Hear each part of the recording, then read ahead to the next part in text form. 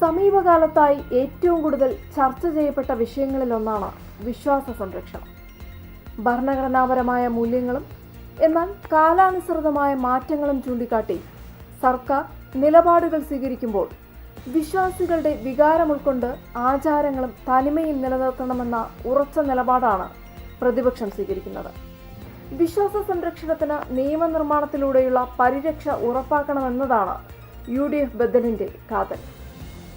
വിശ്വാസത്തെ രാഷ്ട്രീയ ആയുധമാക്കുന്ന ഭരണപക്ഷ നിലപാടുകൾക്കും വിശ്വാസവിരുദ്ധമായ നിലപാടുകൾക്കും ബദലായി ഭക്തരുടെ വികാരങ്ങളെയും ആചാരങ്ങളെയും നിയമപരമായി സംരക്ഷിക്കുന്നതിനുള്ള സമഗ്രമായ പദ്ധതിയാണ് പ്രതിപക്ഷം ജനങ്ങൾക്ക് മുന്നിൽ വെക്കുന്നത്.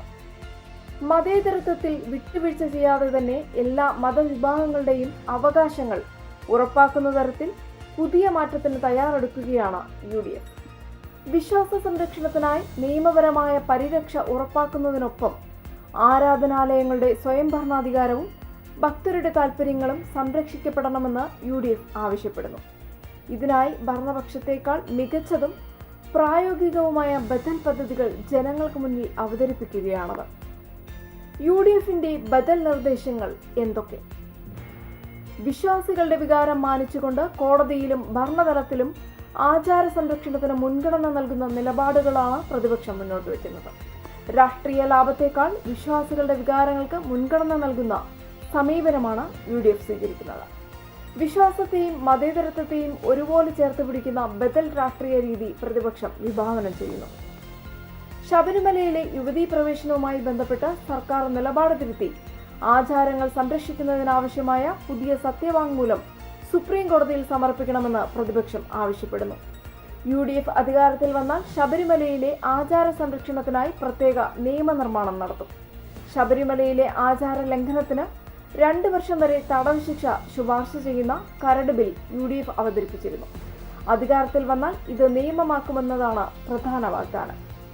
നാമജപ ഘോഷയാത്രകളിലും മറ്റും പങ്കെടുത്ത വിശ്വാസികൾക്കെതിരെ എടുത്ത കേസുകൾ പിൻവലിക്കും. ആരാധനാലയങ്ങളുടെ സ്വയം ഭരണാധികാരം ഉറപ്പാക്കും.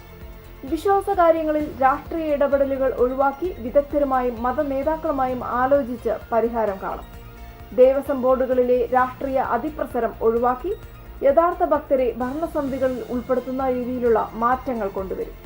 പ്രാദേശിക തലത്തിൽ വിശ്വാസികളുടെ ആശങ്കകൾ പരിഹരിക്കുന്നതിനും മതാചാരങ്ങൾ സംരക്ഷിക്കുന്നതിനുമായി ജനകീയ സമിതികൾ രൂപീകരിക്കും.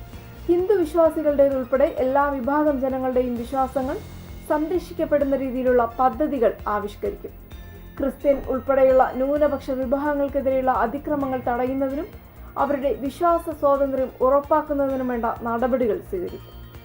വിശ്വാസികൾക്ക് ഭരണഘടനാപരമായ സംരക്ഷണം ഉറപ്പാക്കുമ്പോഴും വർഗീയതയോട് വിട്ടുവീഴ്ചയില്ലാത്തതും മതേതരത്വം ഉയർത്തിപ്പിടിക്കുന്നതുമായ നിലപാടായിരിക്കും മുന്നണിയുടേത്.